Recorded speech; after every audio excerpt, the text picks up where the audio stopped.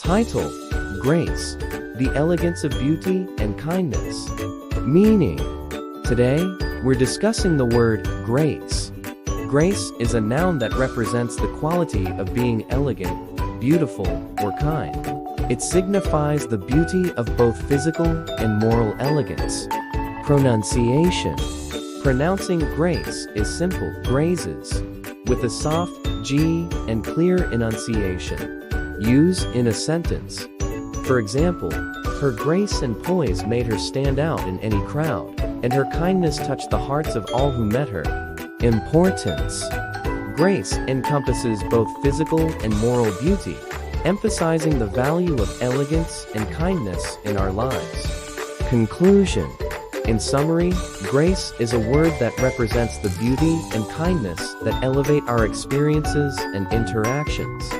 Thanks for joining us today on Connect to World. If you found this information helpful, please give it a thumbs up. And don't forget to subscribe for more educational and informative content.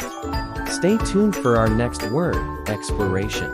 Until then, appreciate the grace that surrounds us, both in the world and in the hearts of those we meet.